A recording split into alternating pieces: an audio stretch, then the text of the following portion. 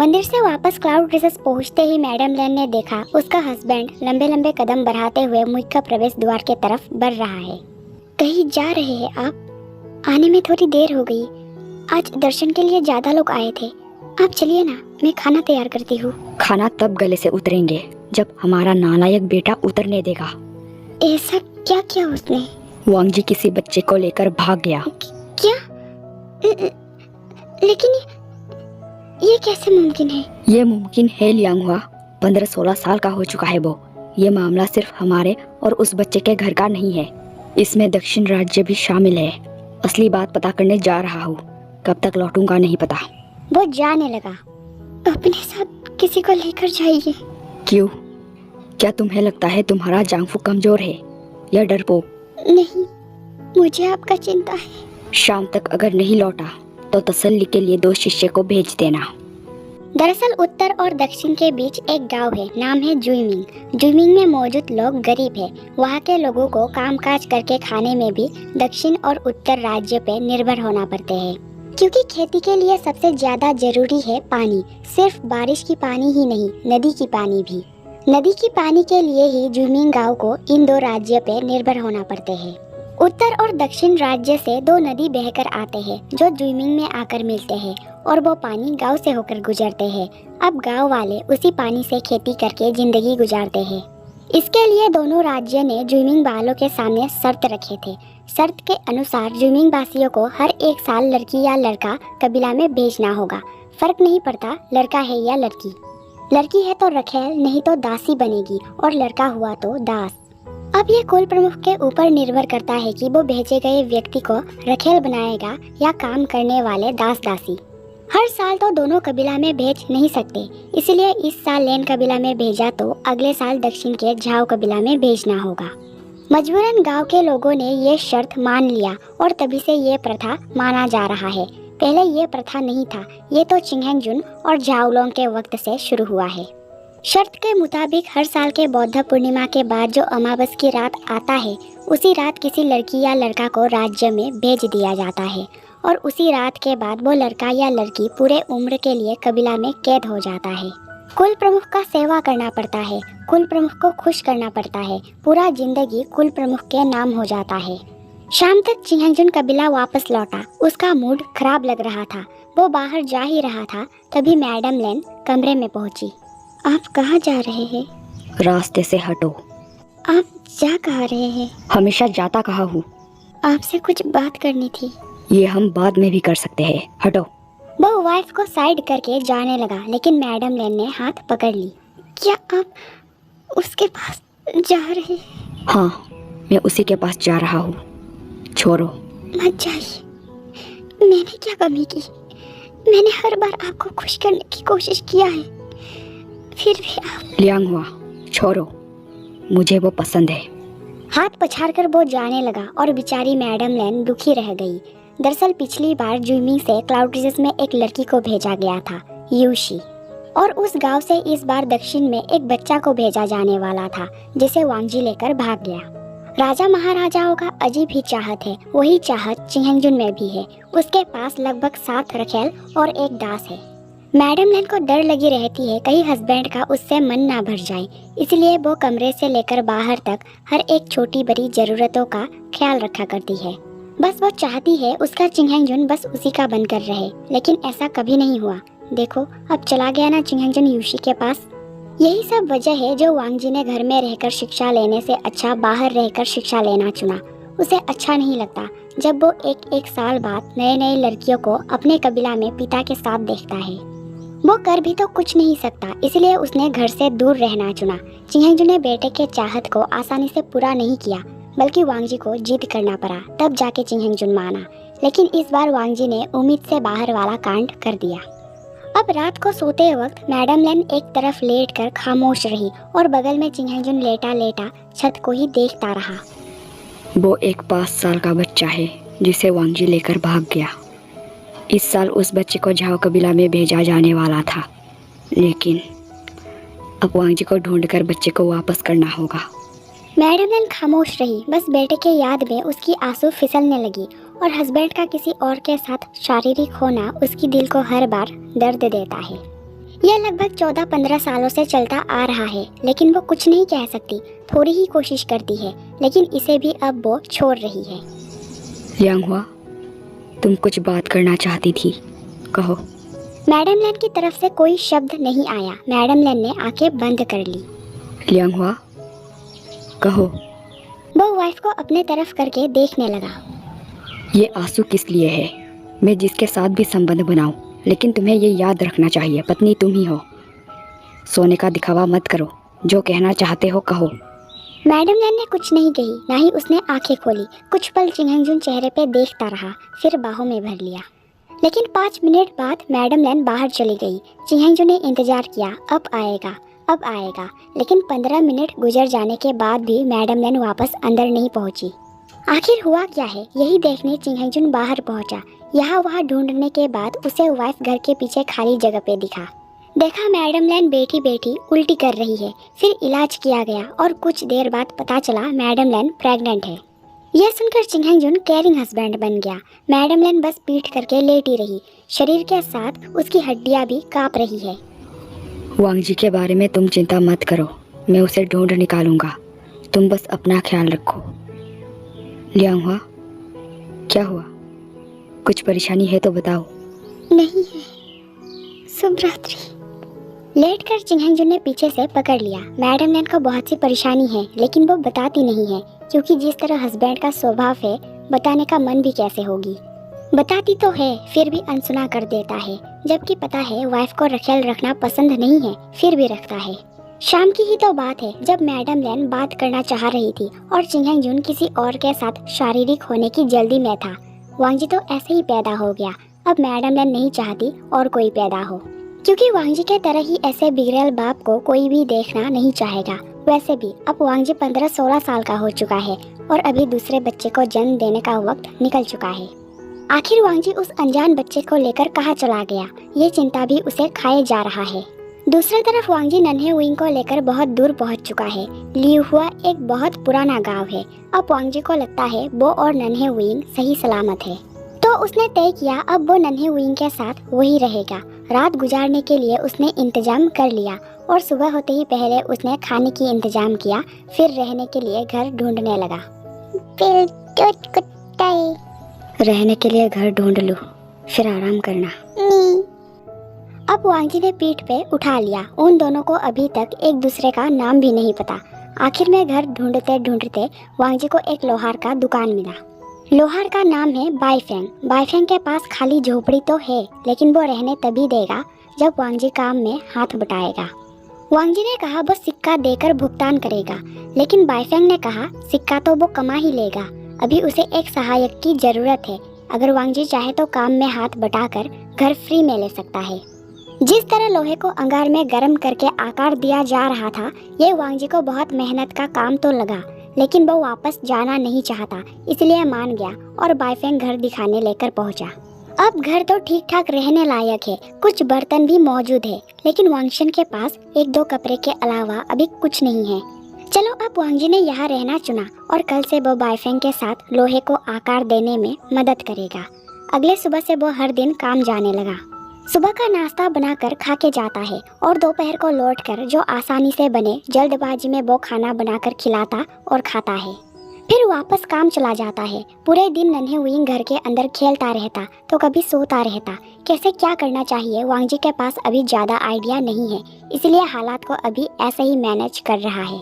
उसी घर में रहकर 1 हफ्ता बीत गया। काम के वजह से वंशन के बीच बातचीत ज़्यादा नहीं होता और रिश्ता भी ढीला है, सिर्फ खाते पीते साथ है, फिर 1-2 बात होता है, इससे ज़्यादा कोई बातचीत नहीं। एक रात खाकर दोनों सोने लेट गया।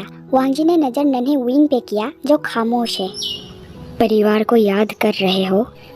गुन्नी जन्ना। शायद वो परिवार को याद नहीं कर रहा। क्या सोच रहे हो? तुम कौन हो? मैं कौन हूँ?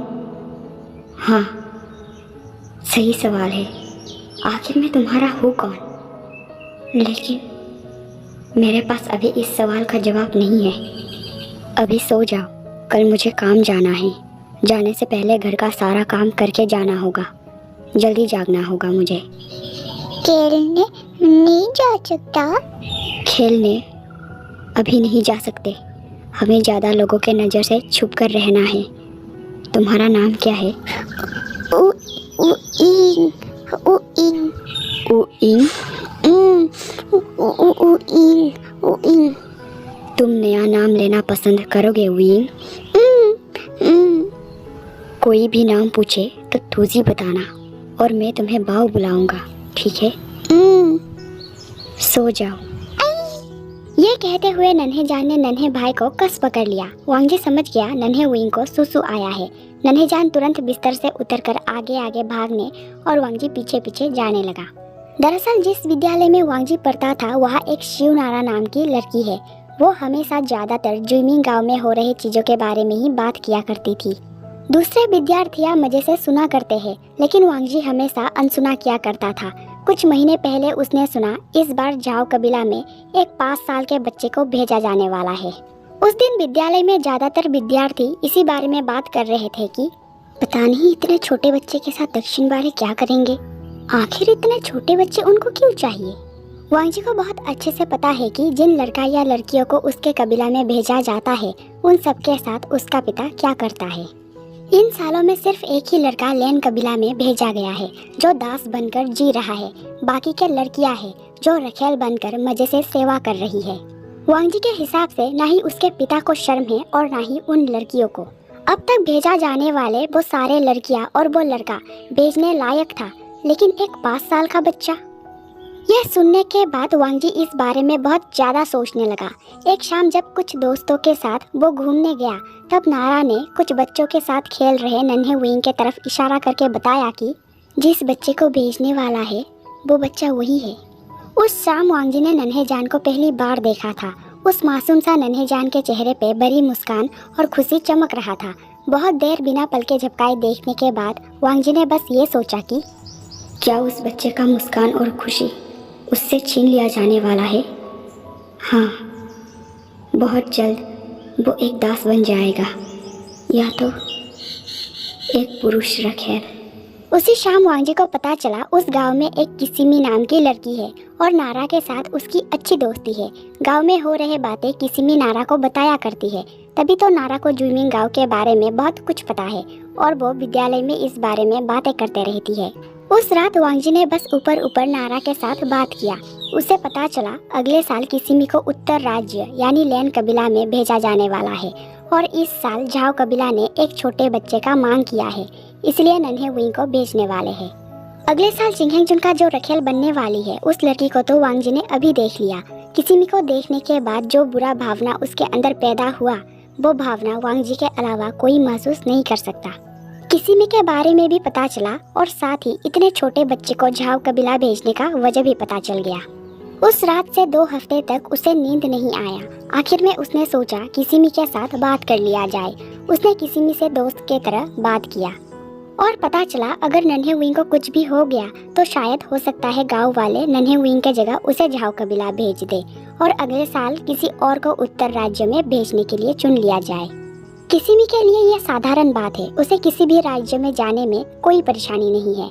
उस दिन से वांगजी के दिमाग में आखिर उस नन्हे से बच्चे को किस तरह बचाए इसी बारे में बातें घूमने लगे और आखिर में बिना किसी के नज़र में आए वो एक शाम रास्ते में खेल रहे नन्हे विंग को उठाकर भाग गया। विद्यालय में उसने कुछ कला सीखा था, उनमें से एक है बेहोश करने का कला। उसी के मदद से उसने नन्हे विंग को बेहोश किया। होश आने पे नन्हे विंग का पहला सवाल था, हम नाचा के घर जा रहे ना? वांगजी को लगा था होश में आते ही नया व्यक्ति को देखकर नन्हे जान रोने चीखने चिल्लाने लग जाएगा, लेकिन सवाल सुनकर वांगजी को ये तो पता चल गया कि इतना छोटा सा मासूम बच्चे को अभी से राजा यानी कुल प्रमुख का किस तरह सेवा करना चाहिए इस बारे में सिखाया जा रहा था। इस मासूम सा नन्हे जान को क्या पता जो सिखाया जा रहा था नन्हे विंग वही सीख रहा था। उसे तो ये भी नहीं पता कि महल में पहुंचने के बाद उसका जीवन सिर्फ और सिर्फ कुल प्रमुख का होकर रह जाएगा। ये था बीते दिनों की वो कहानी जिस वजह से वांगजी नन्हे विंग को लेकर भागा। अभी वर्तमान में अगले सुबह वांगजी नाश्ता बना रहा था और नन्हे विंग सड़क में खेल रहे गांव के बच्चों को खिड़की से देख रहा है। देखता रहा, वो मासूम देखता रहा। कितने दिन हो गया उसने दोस्तों के साथ नहीं खेला। अब तो दूसरे बच्चों को साथ खेलता देख उसे थकान महसूस होने लगा है। वो भी पहले की तरह बाहर खेलना चाहता है। आखिर क्यों वो इस घर के कमरे में बंद होकर रह गया? राजा के घर नहीं चलना। राजा के घर जाकर कुछ नहीं मिलने वाला। वहाँ पहुँचते ही तुम्हारा जिंदगी उसका हो जाएगा। मैंने तुम्हें यहाँ बंद करके रखा, मुझे खेद है, लेकिन वादा करता हूँ बहुत जल्द तुम खुले आसमान के नीचे खेलोगे, बाहर चल रहे हवाओं का मजे लोगे। मैं सब ठीक कर दूंगा। नन्हे हुई को लगता है वांगजी उसे राजा के घर यानी झाओ कबीला पहुंचाने वाला है। एक अनजान बच्चे को इस तरह अकेला छोड़कर जाना वांगजी को भी अच्छा नहीं लगता, लेकिन ऐसा करना पड़ रहा है। अगर उसने ऐसा नहीं किया तो वो दोनों भूखा रह जाएगा। नाश्ता करने के बाद वो काम पहुंचा। काम करते करते बाईफेंग नन्हे हुई के बारे में बात करने लगा। क्या तुम दोनों का माता पिता नहीं है? वांगजी खामोश ही रहा। हो, कोई बात नहीं। लगता है तुम्हें बात करना पसंद नहीं है, लेकिन फिर भी मैं जानना चाहता हूँ, आखिर तुम अपने भाई के साथ हमारे गांव में क्या करने आए हो? वो मेरा भाई नहीं है। भाई नहीं है? फिर वो बच्चा है कौन? उसने जवाब का इंतजार किया, लेकिन वांगजी के तरफ से कोई जवाब नहीं मिला। क्या उसका और तुम्हारा कुछ रिश्ता है? नहीं। क्या ये अपहरण का मामला है? नहीं। फिर बात क्या है? मामला चाहे जो भी हो, लेकिन मैं एक बात बताना चाहूँगा बच्चे, अगर तुम दोनों का रिश्ता तय हुआ है और तुम दोनों पहले से शादीशुदा हो तो ठीक है। पहले से शादीशुदा? हाँ, आगे सुनो, तुम समझ जाओगे। हमारे गांव में पहले ऐसे रिश्ता तय किया जाता था, बाल विवाह, लेकिन कुछ सालों पहले ये प्रथा बंद कर दिया गया। बच्चों का ये उम्र खेलने कूदने और ज़िंदगी के मज़े लेने का है, ना कि शादी करके जिम्मेदारियों के बारे में जानने का। इस उम्र के बच्चों को खेलने कूदने देना चाहिए। अगर तुम दोनों पति पत्नी हो तो कोई परेशानी नहीं है, और अगर नहीं हो तो ये गलत बात है। अगर गांव वालों को पता चला वो बच्चा तुम्हारा भाई नहीं है तो तुम दोनों ज़्यादा दिन यहाँ नहीं रह पाओगे। बिना शादी के साथ रहना यहाँ मना है। वांगजी खामोश ही रहा। बस उसका जुबान चल नहीं रहा, लेकिन दिमाग जरूर चल रहा है। ये उम्र है खेलने कूदने और मज़े करने का। विंग को घर के अंदर इस तरह रखकर गलती कर रहा हूँ मैं। उसे इस तरह रखकर उत्तर राज्य दक्षिण राज्य और मुझ में क्या अंतर रह जाएगा? मैं भी वही कर रहा हूँ जो उत्तर और दक्षिण के कुल प्रमुख करते हैं। उस दोपहर को वांगजी जब घर पहुंचा, देखा नन्हे विंग खिड़की से झाँक कर बच्चों को देख रहा है। खेलने का मन कर रहा होगा, है ना बाऊ? ना जाके घर जाना ये। दो पल खामोश खड़ा रहकर देखने के बाद वांगजी नन्हे विंग के पास पहुंचा, फिर नन्हे जान के सामने झुक गया। विंग, यही नाम है ना तुम्हारा?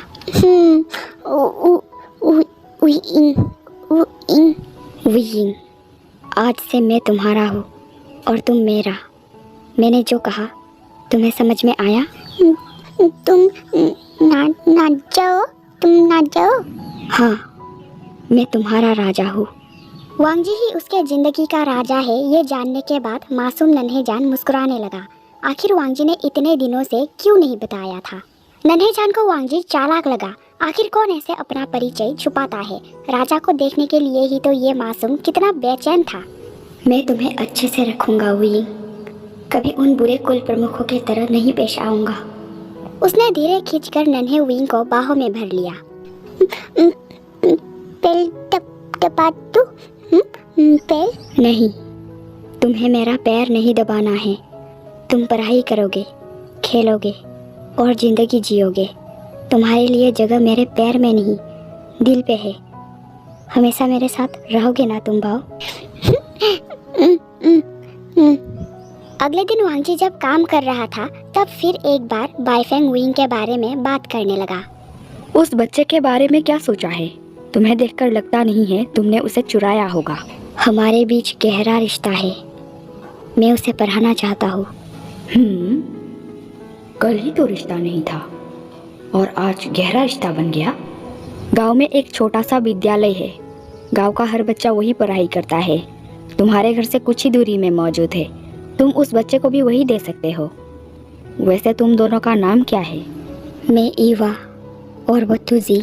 अच्छा, ईवा और तुजी। वांगजी ने पूछा क्या बाइफेंग का कोई परिवार नहीं है। बाइफेंग ने बताया उसका एक 10 साल का बेटा, पत्नी और माता पिता है। वांगजी ने पूछा बाइफेंग ने किस तरह शादी किया था। बाइफेंग ने बताया उसके शादी में उसके पत्नी और उसने धरती, आसमान और पूर्वजों को प्रणाम किया था, साथ ही बड़ों को भी। वांगजी ने पूछा क्या इससे आसान तरीका नहीं है, तो बाइफेंग ने बताया असली शादी इसी तरह किया जाता है। शाम को जब वांगजी घर लौट रहा था तब वो एक किताब की दुकान में गया। वो नन्हे विंग के लिए एक किताब खरीदना चाहता है ताकि वो मासूम शुरुआती से सब कुछ सीख सके। किताब को ढूंढते हुए उसका नज़र एक कहानी के किताब में गया। उसने किताब और एक पटिया के साथ वो किताब भी खरीद लिया। जब घर पहुंचा देखा नन्हे विंग घर का काम करने की कोशिश कर रहा है। बाओ, मैंने कहा था तुम घर का काम नहीं करोगे। जो बाल्टी नन्हे जान उठा रहा था नन्हे जान ने रख दिया। नाचा गुच्चा नहीं होगे? नहीं, अगर तुम मना करने के बाद भी काम करोगे तब मैं गुस्सा हो जाऊंगा। ये किताब लो, जाओ बैठकर देखो, मैं नहा लेता हूँ। नन्हे जान लेकर चला गया और वांगजी नहाने चला गया। टब में बैठकर वो कहानी किताब को पढ़ रहा था। पढ़ते पढ़ते वक्त कितना बीत गया उसे पता ही नहीं चला। फिर वहाँ नन्हे विंग पहुँचा। गुच्चा होगा? आवाज़ सुनते ही वांगजी ने तुरंत किताब बंद कर लिया क्योंकि किताब में 18+ बातें हैं। नाचा गुच्चा होगा? कन्ना नहीं दोगे? खाना दूंगा, बनाना होगा, बना लो। इस बच्चे को बहुत कुछ सिखाया जा चुका है। हर बार इसे डर लगा रहता है कहीं राजा गुस्सा ना हो जाए। गाँव वाले अपने हक के लिए लड़ना ही नहीं चाहता। एक बच्चे के ज़िंदगी के बदले उन्हें अपना ज़िंदगी चाहिए। उसने मासूम जान का हाथ पकड़ के अपने पास खींचा। मदद कर लो, मदद? नहीं। क्या तुम हमेशा मेरे साथ रहना चाहोगे बाओ? ना जाके चाटूंगा। अब वांगजी जो करने वाला है असल में वो करना नहीं चाहता था, लेकिन ये गंदी सोच नहीं है। उसके दिल और दिमाग में अभी इस मासूम सा बच्चे के लिए 18+ सोच नहीं है। उसने नन्हे जान के मासूम चेहरे को प्यार और नरम से पकड़ के अपने करीब खींचा और खुद भी करीब होने लगा। फिर नरम से चूम लिया। इस मासूम को अभी कुछ नहीं पता, बस वो पलके झपकाते रह गया। उसके घर वालों ने बस उसे ये समझाया था कि राजा को कभी निराश मत करना। नन्हे विंग बहुत सौभाग्यशाली है कि उसे वांगजी जैसा राजा मिला। अलग होकर वांगजी ने देखा नन्हे जान का चेहरा बिल्कुल साधारण है। वांगजी के हरकत से मासूम जान बिल्कुल हैरान नहीं हुआ है। वो आईनी का पहला पार्ट आप लोगों को जैसा भी लगा कमेंट में अपना राय जरूर देना और वीडियो को लाइक जरूर करना ताकि मैं नेक्स्ट पार्ट जल्दी शेयर करूँ। चैनल को सब्सक्राइब भी कर लेना। मिलेंगे नेक्स्ट पार्ट में, तब तक के लिए बाय।